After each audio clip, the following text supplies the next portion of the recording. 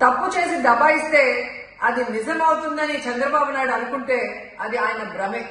జనాన్ని మాయ చేసినట్టు శ్రీవారిని మోసం చేయాలంటే కుదరదన్న విషయం చంద్రబాబు నాయుడు తెలుసుకోవాలి.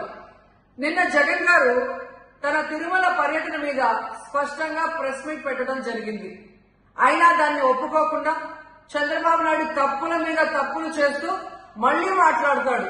జగన్మోహన్ రెడ్డి గారు తిరుమల రావడానికి భయపడుతున్నాడు, డిక్లరేషన్ ఇవ్వబడుతుంది కాబట్టి ఎస్కేప్ అవుతున్నాడు అని చెప్పి సూటిగా చంద్రబాబు నాయుడు గారికి చెప్తున్నా.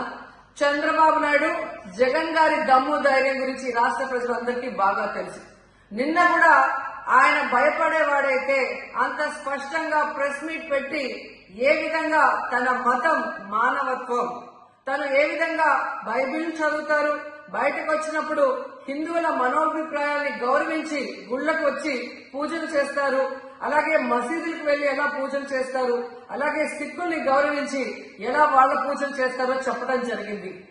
ఈ రోజు మీకు క్లియర్ గా తెలుసుకోవాల్సిన విషయం, మీకు దేవుడంటే భయం భక్తి లేదు కాబట్టి ఏంటనేది మీకు అర్థం కాదు. కానీ ఒక భక్తుడికి దేవుడి దగ్గరికి వెళ్ళాలి అన్నప్పుడు ప్రశాంతమైన వాతావరణంలో వెళ్ళాలనుకుంటాడు, ప్రశాంతంగా భగవంతుడిని పూజించాలని అనుకుంటాడు.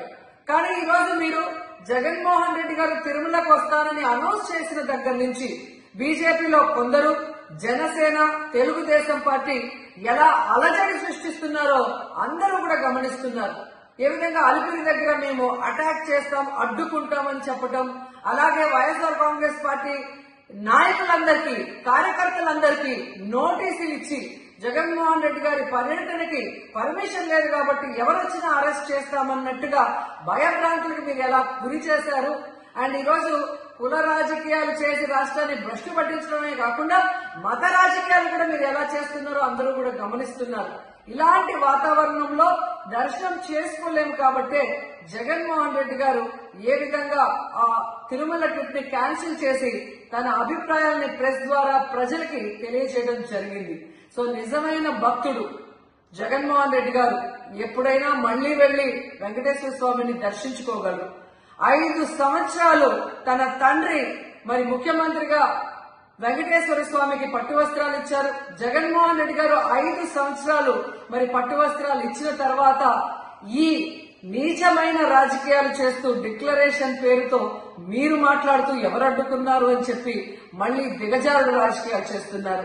సో భగవంతుడితో పెట్టుకున్న చంద్రబాబు నాయుడు నీతో పాటు ఆడిస్తే ఆడే వాళ్ళందరికీ కూడా భగవంతుడు గట్టిగా సమాధానం చెప్తాడు.